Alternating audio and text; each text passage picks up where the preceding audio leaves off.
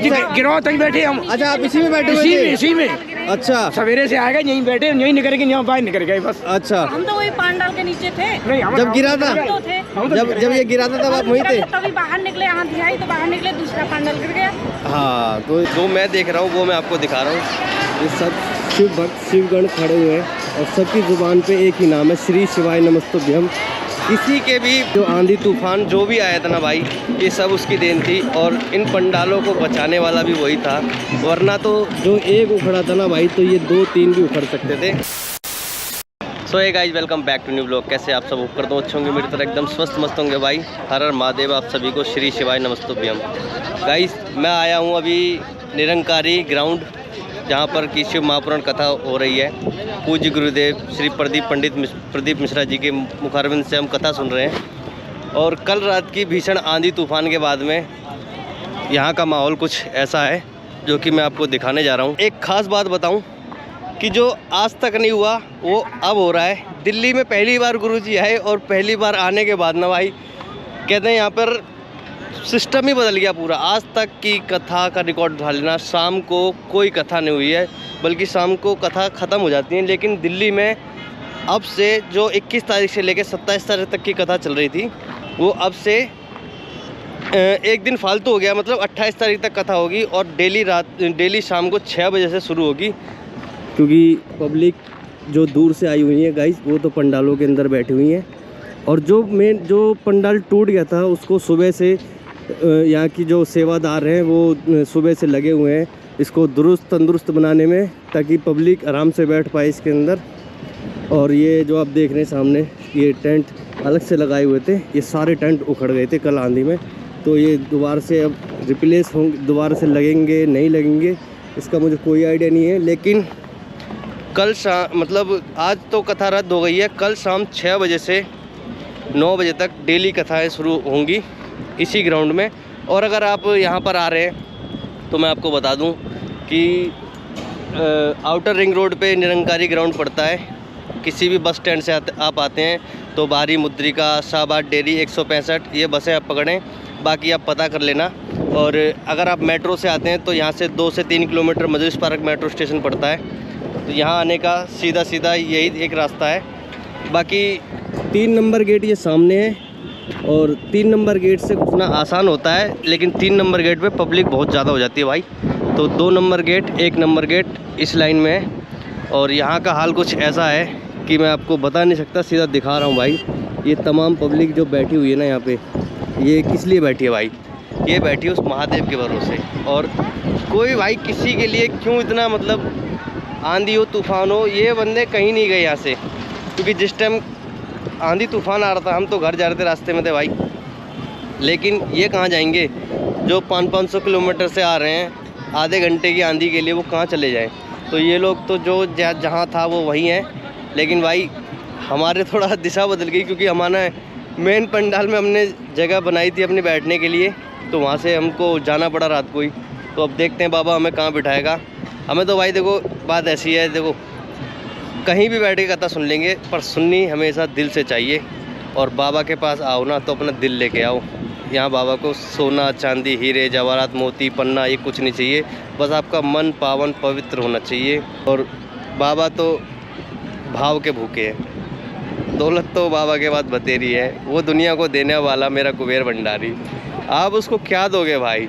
आप उसको बस एक लोटा जल समर्पित कर दो उसके मंदिर में जाके ना, वो प्रसन्न हो जाएगा मेरा महादेव। गाइस, आंधी तूफान देखो अपनी जगह है, और बाबा की भक्ति, बाबा का नाम लेना एक अलग जगह है, एक अलग ही सुकून देता है मन को, दिल को, पूरे तन मन को पावन कर देता है बाबा का नाम।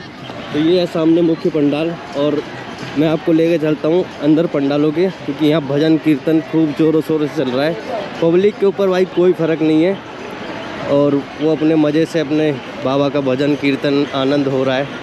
ये देखो सामने देख रहे हो ना, अभी चलते हैं उधर ही और आपको दिखाता हूँ कि वहाँ क्या चल रहा है। तो गाइस, ये सामने भजन कीर्तन हो रहा है। आंटी यहाँ बैठ के भजन कीर्तन हो रही है, थोड़ा भजन कीर्तन का आनंद ले लो, मज़ा ले लो आप लोग।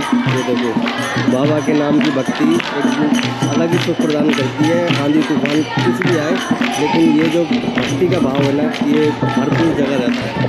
इसीलिए कहते हैं महादेव के जो भक्त है ना, वो किसी परिस्थिति से नहीं डरते, क्योंकि उनको संभालने वाला खुद महादेव है। इसीलिए ये लोग यहाँ पर जम के बैठे हुए हैं, क्योंकि उन्हें संभालने वाला बाबा है। और ये जो आंधी तूफान जो भी आया था ना भाई, ये सब उसकी देन थी, और इन पंडालों को बचाने वाला भी वही था। वरना तो जो एक उखड़ा था ना भाई, तो ये 2-3 भी उखड़ सकते थे। तो कहीं ना कहीं ये उसकी कृपा है, और जो भी होता है ना अच्छे के लिए होता है। और मेरा बाबा महादेव इतना प्रसन्न हुआ कि जो दिल्ली में पहली बार कथा हुई है, उसने तो मतलब क्या ही बताऊँ मैं भाई, क्या वर्णन करूँ उसका। मैं दिल से धन्यवाद है बाबा का, और दिल से धन्यवाद है हमारे गुरुजी का, जो हमारे दिल्ली में आए और इस दिल्ली की धरा को पावन पवित्र कर दिया।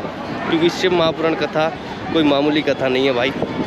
मैं तो ये कहूँगा कि बाबा मुझे इतना दे कि मैं भी एक बार फिर से दिल्ली में शिव महापुराण कथा करवाऊँ और उसका जजमान बन के बैठूँ, मुख्य जजमान भाई। तो पंडाल जो टूटा था आंधी तूफान में, और इसमें कार्यक्रम चालू है, सेवादार जो है इसको दुरुस्त करने में लगे हुए हैं। भाई आंधी भी इतनी तेज़ आई थी ना कि पेड़ भी जड़ से उखड़ गए यार। फिर भी ये तो हाथों द्वारा बनाया हुआ यार स्ट्रक्चर था, और ये लोग लगे हुए हैं सुबह से। अगले मैं सुबह 6:30 बजे 7 बजे यहाँ पे आ गया था देखने के, और जभी से लगे हुए हैं। और कथा शाम को 6 बजे से इसीलिए शुरू करने को कहा गया है, क्योंकि जो ये घटना हुई है ना भाई, इसको सुधारने में समय लगेगा। इसीलिए कथा का समय 6 बजे से लेके रात के 9 बजे तक का कर दिया गया है। कि आज हमारे साथ है एक जाना पहचाना चेहरा, जिसको आपने पहले भी देखा होगा। कोहली साहब हाय बोलो व्यूअर्स को, श्री शिवाय नमस्तु भी हम बोलो। हाँ भाई ठीक है। तो भाई हम आ चुके हैं मुख्य पंडाल के अंदर, और मुख्य पंडाल के अंदर आने के बाद में नज़ारा जो मैं आपको दिखाऊं, जो मैं देख रहा हूं वो मैं आपको दिखा रहा हूं। ये सब शिव भक्त शिवगण खड़े हुए हैं, और सबकी ज़ुबान पे एक ही नाम है, श्री शिवाय नमस्तुभ्यम। किसी के भी मन में इतनी सी शंका नहीं है कि यहाँ पे कल ऐसी आपदा हुई, ऐसी आंधी आई है। तो ये तो सब बाबा के भरोसे ही बैठे हुए हैं। देखो मज़े से भजन कीर्तन चल रहा है इनका सबका, श्री शिवाय नमस्तुभ्यम, श्री शिवाय नमस्तुभ्यम। दोनों तरफ यही आलम है भाई, यही हाल है दोनों तरफ कि बाबा की नगरी में आके और बाबा के गुण ना गाओ तो क्या फ़ायदा है कोहली साहब। तो भाई बाबा के मंदिर आए, बाबा के धाम आए, और उसका प्रसाद नहीं लिया तो क्या नहीं लिया, चाय ली है अभी, और चाय की चुस्की मारते हैं। अंकल जी आप कहाँ से आए हैं, अपना इंट्रोडक्शन दे दो आप। जिला फिरोजाबाद। जिला फिरोजाबाद। हाँ। स्पेशल कथा सुनने आए हैं। ये जो कल जो अभी आंधी आई है, तूफान आया है, तो आपको लगता है कि यहाँ कथा सुननी सही है या फिर गलत है? सही है, भोले बाबा ने कितनी कृपा करी, इतनी कृपा करी, किसी की जान माल की हानि नहीं होने दी, किसी को खरोच नहीं आई, खरोच नहीं आई। हम यहीं थे। देखो पंडाल कैसी, पंडाल हाँ बिल्कुल टेढ़े हो गए थे बीच में, और चोट नहीं आई किसी के। कल तो हम यहीं बैठे थे। अच्छा गिरोह तक बैठे हम। अच्छा आप इसी में बैठे हुए थे? इसी में।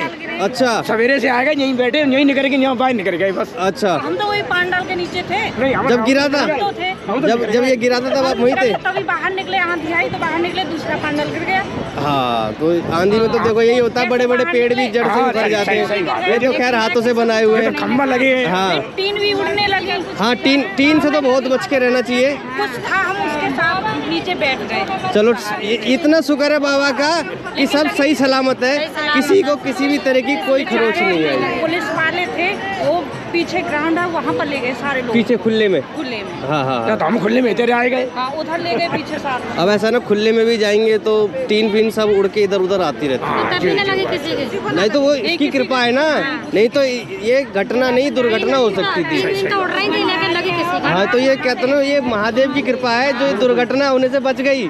ये सब उसकी आराधना का फल है, जो सब कुछ सही सलामत है अभी। आगामी कथाओं के लिए आप दिल से तहे दिल से आमंत्रित हैं। आप ज़रूर आइए, कथा सुनने के लिए ज़रूर आइए। और ये कहीं ना कहीं मेरे महादेव की कृपा है, जो इतना सब कुछ हो जाने के बाद में इतनी भीड़ में भाई किसी को एक खरोच तक नहीं आई, खरोच तक नहीं आई। मैंने अभी बात करी यहाँ पे पब्लिक से, लोगों से, तो वो कह रहे हैं भैया जब आंधी आई थी हम उसी पंडाल के नीचे थे, जब पंडाल नीचे गिरा है तो हमें एक खरोच तक नहीं आई।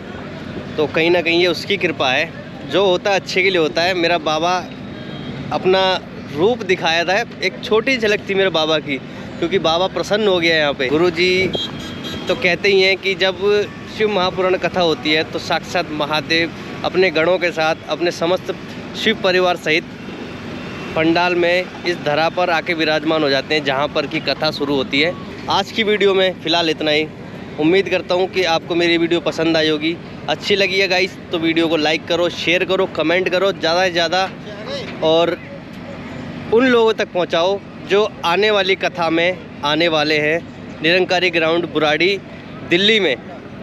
तो ज़्यादा से ज़्यादा सपोर्ट करो अपने भाई को, और ज़्यादा से ज़्यादा इस वीडियो को शेयर करो भाई, ताकि और अधिक से अधिक लोगों को और अधिक से अधिक शिव गणों को अब ये वीडियो उनको देखने को मिले, और वो जल्द से जल्द दिल्ली शिव महापुराण कथा में बुराड़ी निरंकारी मैदान में पहुंच सकें। इस व्लॉग को मैं यहीं पे एंड करता हूं। होप करता हूं मेरी वीडियो में आपको मज़ा आया होगा। तो इस व्लॉग में अपना प्यार दिखाना, वीडियो को ज़्यादा से ज़्यादा शेयर करना, वीडियो पे कमेंट, लाइक, सब्सक्राइब रुकने नहीं चाहिए भाई। इस वीडियो को मतलब नेक्स्ट लेवल पहुंचा दो आप लोग, क्योंकि ये वीडियो आपके लिए इम्पोर्टेंट हो सकती है, इन्फॉर्मेटिव हो सकती है। ठीक है भाई। श्री शिवाय नमस्तुभ्यम। जय जय श्री राम। मिलते हैं बाद में भाई। Bye bye.